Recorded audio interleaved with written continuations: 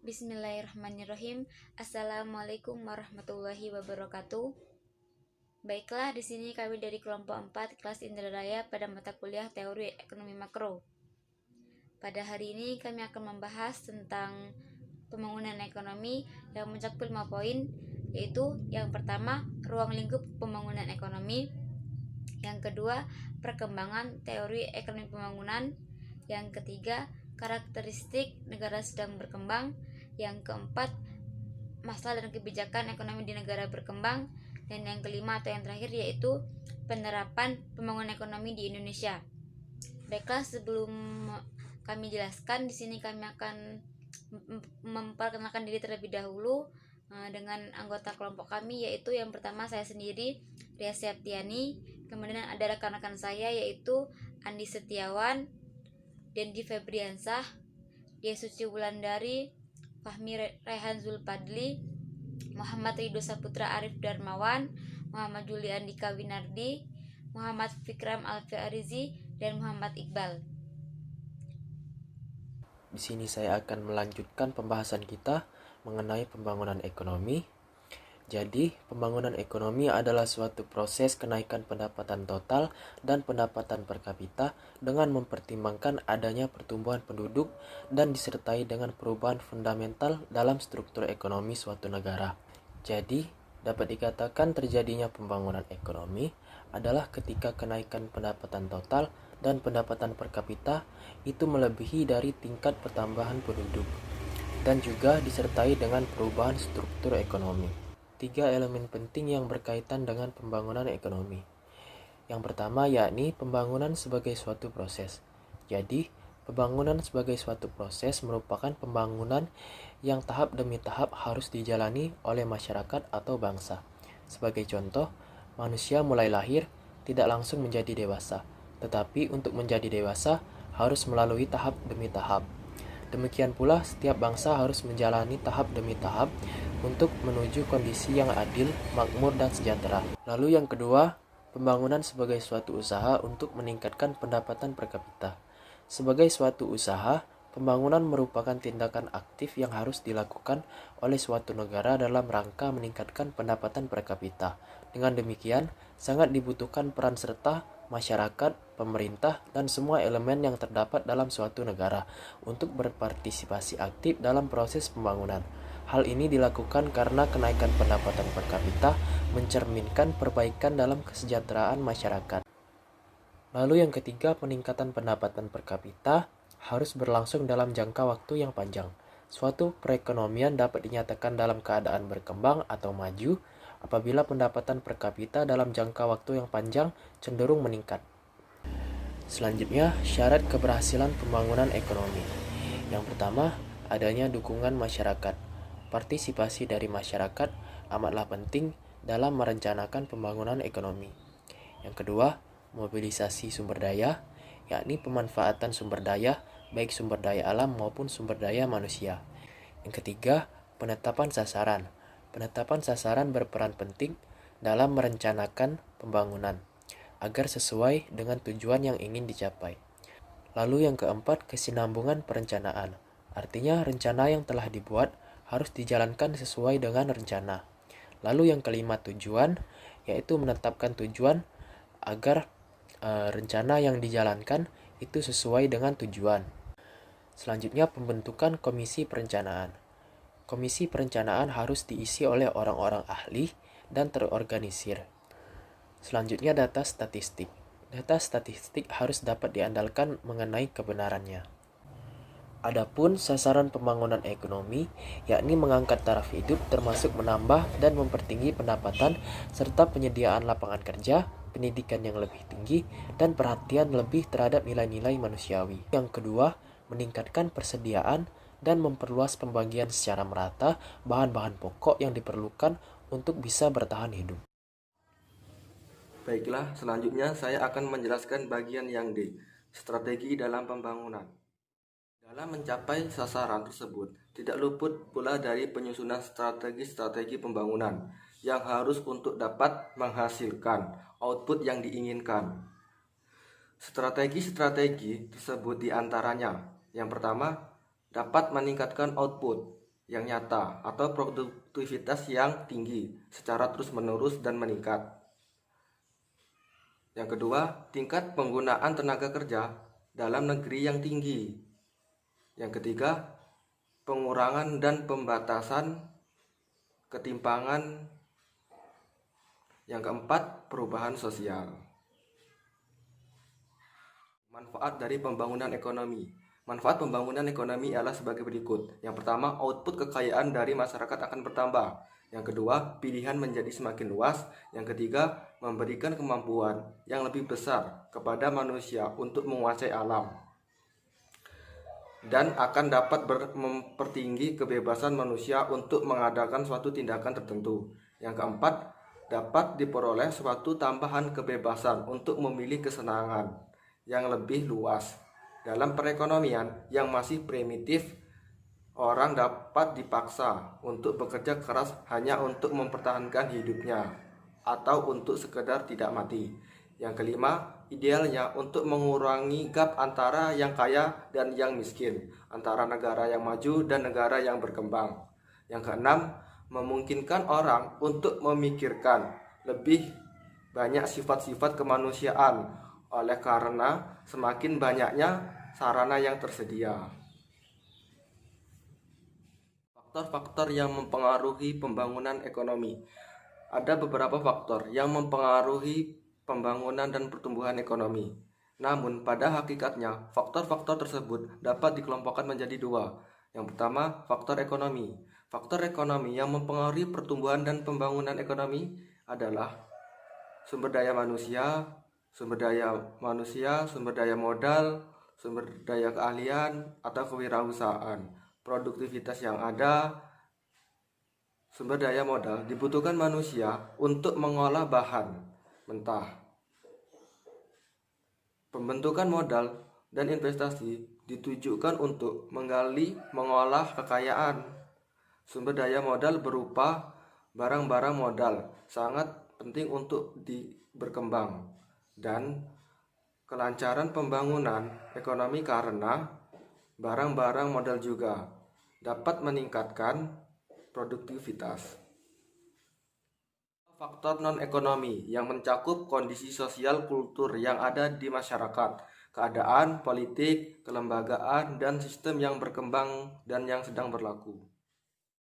Saya akan menyampaikan perbedaan pertumbuhan ekonomi dan pembangunan ekonomi. Yang pertama itu pertumbuhan ekonomi. Definisinya sendiri ialah merupakan proses naiknya produk per kapita dalam jangka panjang.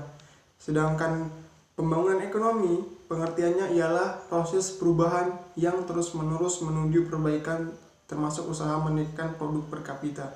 Jadi secara spesifik dari definisi sendiri, kalau pertumbuhan ekonomi itu lebih produk per kapita dalam jangka panjang. Kalau pembangunan ekonomi itu dilakukan terus-menerus sehingga menuju perbaikan termasuk menaikkan produk per kapita.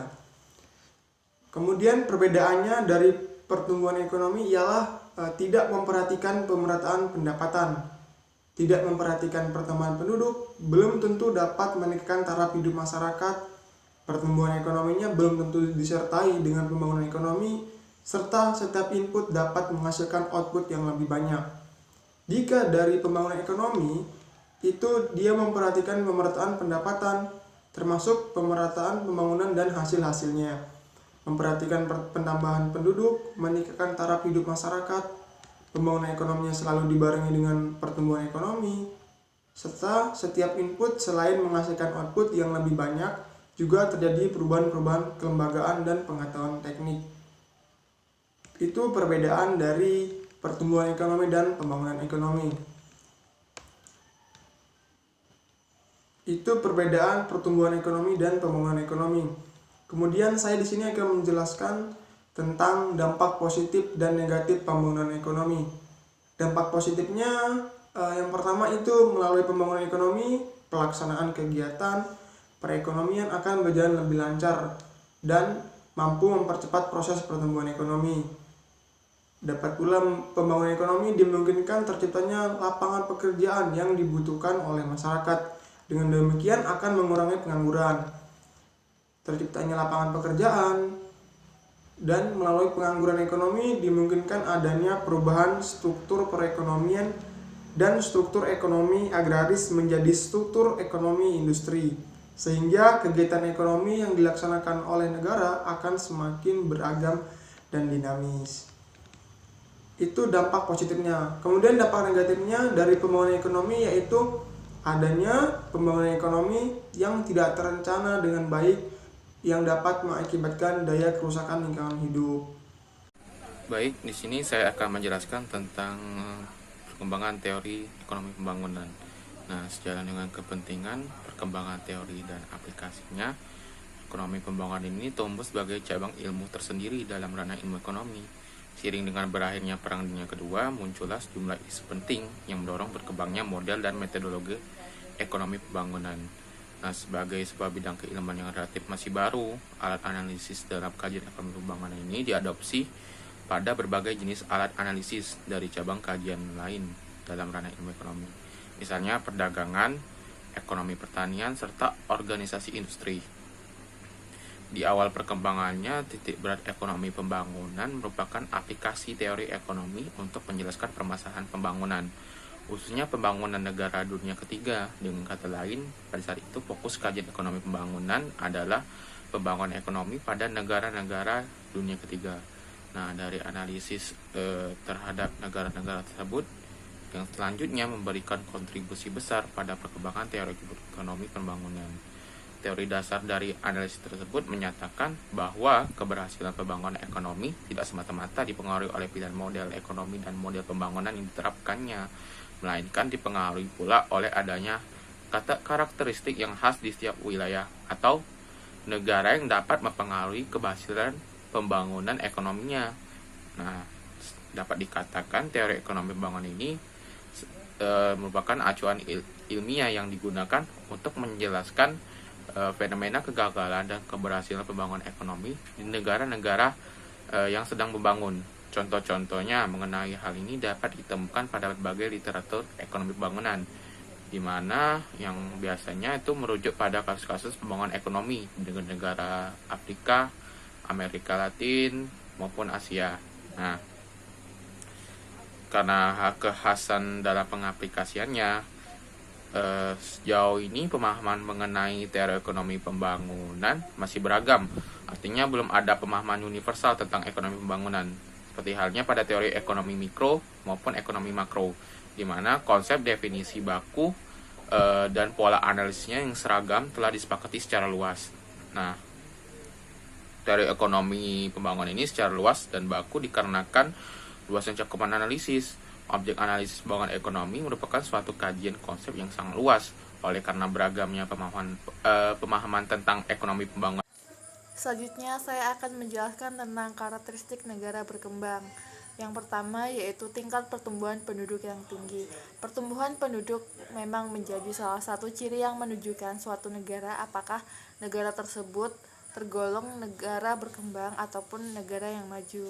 Contoh saja Indonesia yang masih tergolong negara berkembang yaitu tingkat pertumbuhan penduduk yang tinggi, dan Singapura yang sudah tergolong negara maju yaitu tingkat pertumbuhan penduduk yang rendah. Dan yang kedua yaitu ketergantungan pada sektor pertanian ataupun primer. Di negara berkembang, sektor yang sangat dijadikan penopang adalah sektor primer. Dalam hal ini adalah sektor pertanian. Selain sektor pertanian, bisa juga sektor ekstraktif atau mengambil langsung dari alam seperti pertambangan, perkebunan, dan perikanan. Sedangkan kalau negara maju seperti negara Singapura itu kebanyakan adalah sektor industri. Selanjutnya, yang ketiga dan keempat akan dijelaskan oleh rekan saya yaitu Ria Septiani. Kepadanya saya persilahkan. Baiklah, di sini saya akan melanjutkan untuk karakteristik yang ketiga dan yang keempat. Untuk yang ketiga yaitu pasar dan informasi yang tidak sempurna. Pada negara berkembang ini banyak hal yang masih jauh dari kata kesempurnaan. Beberapa di antaranya yaitu pasar serta informasi, keterbatasan teknologi serta kelangkaan sumber daya manusia yang berkualitas ini menjadikan negara berkembang memiliki sistem informasi yang sangat kurang atau kurang sempurna dan pastinya tertinggal jauh dengan negara maju. Pasalnya, di negara maju ini mempunyai cukup uang untuk membeli peralatan komunikasi yang canggih dengan didukung oleh kebutuhan mereka yang mobilitas. Sedangkan negara berkembang ini masih sangat kurang untuk membeli atau kurang modalnya untuk membeli alat komunikasi yang canggih. Yang keempat, mempunyai tingkat pengangguran yang tinggi. Negara berkembang ini merupakan negara yang memiliki beberapa tanda khusus. Nah, beberapa tanda atau karakteristik negara berkembang ini yaitu memiliki sifat serba tinggi. Selain mempunyai tingginya pertumbuhan penduduk, ternyata negara berkembang juga memiliki tingginya pengangguran. Kemudian, orang dapat dikatakan sebagai pengangguran apabila mempunyai syaratnya, yaitu yang pertama, sedang mencari pekerjaan, yang kedua, memiliki pekerjaan namun belum mulai bekerja, yang ketiga, tidak memiliki pekerjaan, dan yang keempat, sedang mempersiapkan usaha. Oke, baiklah, selanjutnya saya akan menjelaskan mengenai masalah ekonomi di negara berkembang. Masalah sosial, baik dari segi kesejahteraan, kemiskinan, dan pengangguran, masih menjadi pekerjaan rumah bagi negara berkembang seperti Indonesia. Hal ini mendorong adanya pembangunan ekonomi sebagai upaya terencana, terprogram, sistematis, dan berkelanjutan untuk meningkatkan mutu hidup seluruh warga masyarakat. Berbagai bentuk permasalahan pembangunan ekonomi di Indonesia masih terus dihadapi oleh pemerintah Indonesia. Di antaranya tingginya angka pengangguran, maraknya kemiskinan, tingginya populasi penduduk, tingkat inflasi mengakibatkan rendahnya daya beli, rendahnya produktivitas mengakibatkan rendahnya pendapatan per kapita, dan yang terakhir, komoditas ekspor didominasi oleh sektor premier. Oke, jadi saya akan melanjutkan pembahasan mengenai kebijakan pembangunan di negara berkembang. Nah, yang pertama itu ada pemenuhan berbagai faktor pendukung bagi pertumbuhan ekonomi dan penyerapan tenaga kerja, khususnya percepatan pembangunan infrastruktur, baik fisik maupun non-fisik. Nah, yang kedua ada pengembangan sektor ekonomi potensial yang berdaya saing tinggi dengan mengoptimalkan pemanfaatan teknologi, informasi digital, dan e-commerce.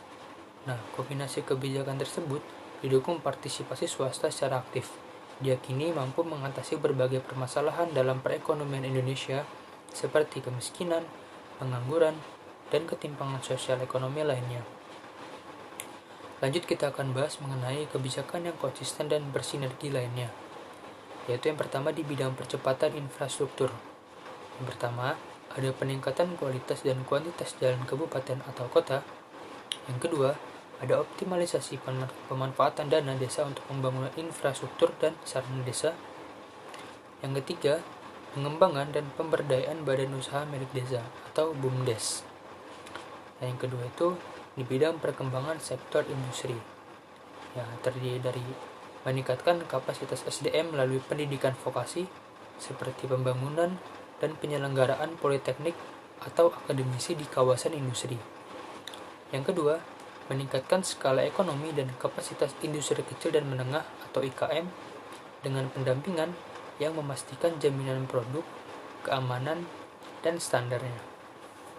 Yang ketiga, ada optimalisasi penggunaan teknologi dan integrasi IKM ke perekonomian digital melalui pengembangan e-smart IKM dengan sentra di seluruh Indonesia. Nah, lanjut yang ketiga ini ada kebijakan dengan pengembangan sektor pertanian yang difokuskan pada upaya meningkatkan nilai tambah hasil produksi pertanian tersebut. Yang kedua, ada pengembangan sektor pariwisata, dan yang ketiga ada penguatan branding dan promosi wisata di daerah juga terus dioptimalkan dengan menggunakan teknologi dan e-commerce. Baik, selanjutnya penerapan pembangunan ekonomi di Indonesia. Sejak timbulnya krisis ekonomi yang dipicu oleh krisis moneter pada tahun pertengahan 1997, pertumbuhan ekonomi terhenti dan laju inflasi meningkat pesat yang berakibat taraf hidup rakyat Indonesia merosot tajam.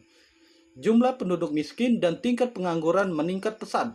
Langkah-langkah pemulihan dan reformasi ekonomi untuk menggerakkan perekonomian dan memulihkan kesejahteraan rakyat selama periode 97 sampai dengan 99 dirasakan berjalan lambat. Sementara itu, pada masa yang akan datang, pembangunan ekonomi Indonesia menghadapi dua tantangan utama yang terkait dengan proses globalisasi dan desentralisasi. Pertama, meningkatkan daya saing industri nasional melalui peningkatan efisiensi dan pembangunan keunggulan kompetitif yang pada gilirannya akan memperkuat ketahanan dan pertumbuhan ekonomi. Kedua, melaksanakan proses desentralisasi ekonomi secara bertahap agar potensi sumber daya ekonomi di seluruh daerah dapat segera tergerakkan secara serempak. Nah, di samping ini ada 4 wujud perekonomian yang harus diterapkan. Yang pertama, pembangunan ekonomi dilaksanakan berdasarkan sistem ekonomi kerakyatan. Yang kedua, pembangunan ekonomi berdasarkan pengembangan otonomi daerah. Dan yang ketiga, pembangunan ekonomi harus menerapkan prinsip efisiensi yang didukung oleh peningkatan kemampuan sumber daya manusia dan teknologi. Dan yang terakhir, pembangunan ekonomi berorientasi pada pengembangan globalisasi ekonomi. Baiklah, di sini saya selaku moderator akan membacakan kesimpulan dari materi yang kami jelaskan. Pembangunan ekonomi adalah suatu proses kenaikan pendapatan total dan pendapatan per kapita dengan memperhitungkan adanya pertambahan penduduk dan dengan adanya perubahan fundamental dalam struktur ekonomi suatu negara dan adanya pemerataan pendapatan dari penduduk suatu negara. Ekonomi pembangunan ini menjadi hal yang sangat penting sejak adanya ketimpangan perkembangan ekonomi yang besar antara negara berkembang dan negara maju.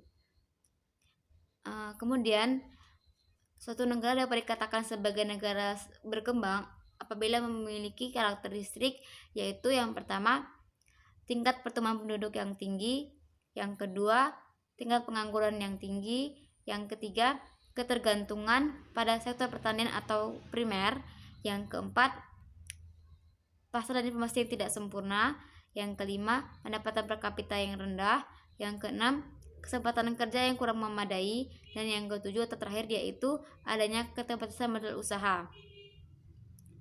Baiklah, itu tadi yang dapat kami sampaikan. Kami akhiri. Wassalamualaikum warahmatullahi wabarakatuh.